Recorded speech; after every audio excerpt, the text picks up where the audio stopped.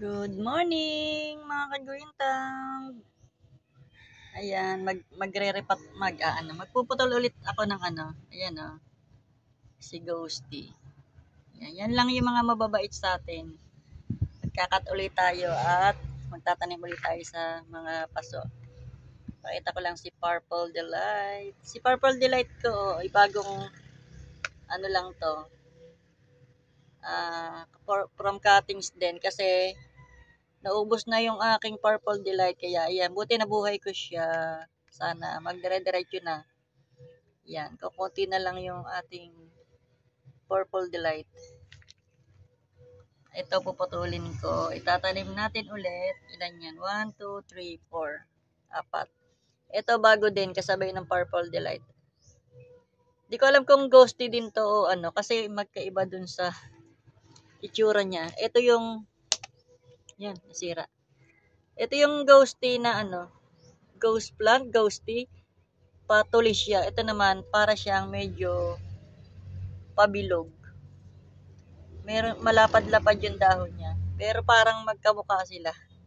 Hindi ko sure kung ito ay parehas na ghost plant. Ghosty ba o ghost plant? Whatever. Yan, cut natin to. Magtatanim ulit tayo ng panibagong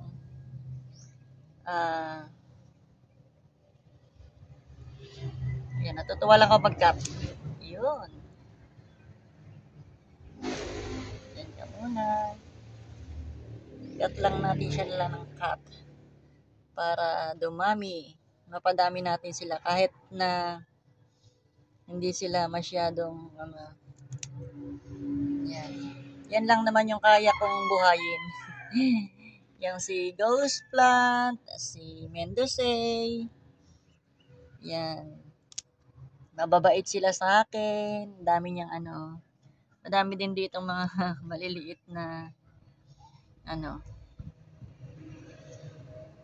tawag dyan. Yan. Mendocay. Yan. Ito pa isa. Tanggalin na rin natin yan. Pag tumatangkad, tinatanggal ko. Yan. 4. Ito pa yung isa matangkad din. Ay, natutumba nga siya. Tinutusok-tusok ko lang kasi sila. Yan. Ito, nabawasan ko na din to. Ito yung galing ito yung naputol ko pa yan. Ayun, sumisibol-sibol na sila. O, diba? Kaya, nagpuputol tayo ng medyo mahaba-haba na. Yan. Doon sa kabila, kuha din tayo doon. Ito, pinutulan, bagong ko din to, pero mukhang buhay na siya. Yan. Dito, may kukunin pa tayo dito. May malaki pa dito.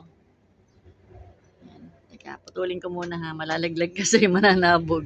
Tingnan nyo naman si Ellen Ang haba na ng niya. Ayan, puputulin ko din siya. Ang haba na niya, nag-ikot na siya dyan, nag-curly-curly na yung kanyang tangkay.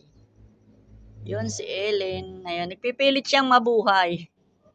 Teka lang, bitawan ko muna tong ating kasi pag ginupit ko to, ayan, laglag yan. Yan pa yung isa, dalawa yung tanggalin natin. Wait! Ito yung natanggal natin na dalawa dito. Ayun, pinutol ko yan. Ayan. Ito yung nakuha natin. Tara, itatanim ko na.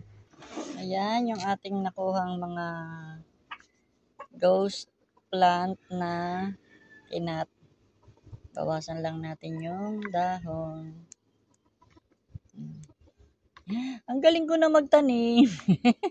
Natutuwa ako. Kasi nabubuhay ko na sila. Ayan, ito na yung simula. Para sa pagtatanim ng mga succulent. Ito na yung simula kasi nabubuhay ko na sila. Ayan.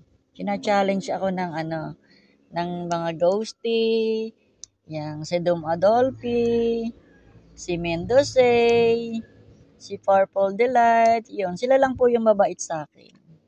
Kaya ako, kina-challenge nila. Magbuhay ka na ng mga succulent. Sabi ng mga natin, mga ghosty. Buti naman nakakabuhay ako ngayon. Yan, bawasan lang natin yung mga dahon niya. Ang taba niya, oh. Ang taba-taba niya, oh. Bawasan natin ang mga mataba, malutong. Tsaka hindi na ako natatakot ngayon magtanim kahit hindi ko na sila ine-air dry. Ayan, tinutusok ko lang sila. Ayan, ba't ang dali nito maba? Tinutusok ko lang sila kahit hindi ko sila na-air dry. Ayan, siguro isa lang yung magagamit ko na na paso. Para dito, yung mga dahon, sa ko na lang ilalagay, sa isang pot. Ayan. Meron tayong mistake. Ay, ang naman, ang purol naman ng gunting ko. Ang purol naman ng gunting ko. Yun, nagupit ko din. Kasi ang laki ng butas niya, oh. Lagyan lang natin dito. Bago ko lagyan ng lupa. Ayan, nakapaglagay na tayo ng loam soil. Pati loam soil nga binili ko kasi naubusan ako ng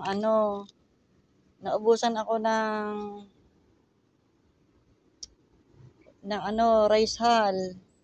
Kasi nagsarado na yung kinukuhanan namin ng ipa. Kaya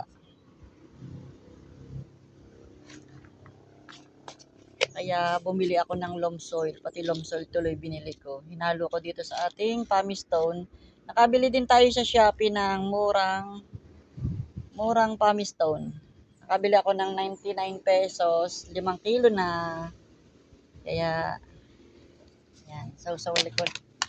Sasaw ko lang to sa lalagyan ko muna pala sila ng osmo coat. Nakabili din ako ng osmo coat, pero konti lang. Kasi nga, nauubusan na tayo. Kaya naman ngayon, sa Shopee, nakabili ako ng mura.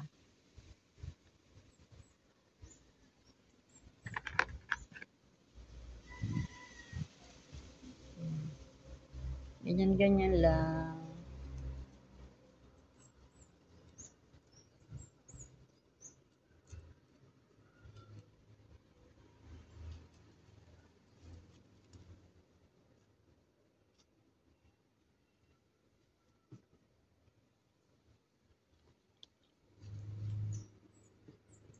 Hindi na ako nahihirapan ngayon magtanim, di ba? Dati, hirap na hirap ako sa pagtatanim. Hirap na hirap ako magtama-tama. Ngayon, tusok-tusok lang sila ngayon. Tinutusok-tusok ko lang sila. Nabubuhay ko na. Yan, sama-sama sila dyan kahit masikip. Kasi, madali na siya mag-ugat para sa akin. Nadadalian na ako magpa-ugat ng succulent. Ayan, si Ghosty, cute. Meron niya pala akong pakita. Ayun, ito nga pala yung aking na propa din galing sa cuttings. Buhay na siya, dinidilig ko na siya. Buhay na buhay na. Ayan, Ghosty po yan. O, diba, napaparami ko na. May green thumb na ako. May green thumb na ako. Ayan, meron na tayong isa pa ulit na ghost plant. Ghost plant, hindi ko alam kung ano talaga yung tawag. Kung ghosty o ghost plant. Ito naman, ilalagay ko lang sa isang pot para papatong ko lang yan sa Ayan, dito ko naman ilalagay yung tabunan ko lang yung osmo coat at saka yung to? Yung malaki. Minahalo. Ayan. Dito ko naman ilalagay ang mga dahon.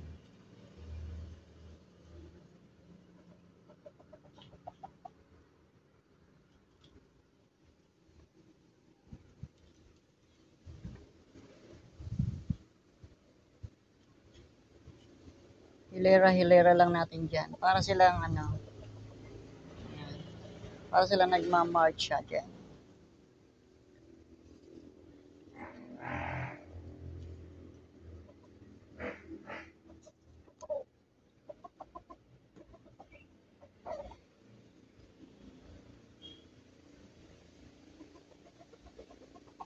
Ginagaya ko si My Love. Si My Love, ang galing-galing yan magtanim. Si My Love Jonah. My Love Jonah, ginagaya kita magtanim. Napaka-easy niya. Napaka-easy para sa kanya ang magtanim ng mga succulent. Siksikan lang sila dyan. Tama na sa kanila yan. Pag gusto nila mabuhay, mabubuhay sila dyan. Siksikin natin yung iba dito natin lagay. Tama ba to? My Love, tama ba itong ginawa ko, My Love? Yun! Yan, di muna natin siya didiligin. After na, siguro mga 1 week, yan. Patitikimin ko yan ng tubig. Ayun, for today's vlog. Okay na po ang ating, ayan, nakapagtropa na tayo, nakapagtanim tayo ng mga ghosty. Ito buhay na talaga. Promise, buhay talaga siya. Bye! See you on my next vlog. Thanks for watching. God bless. Bye!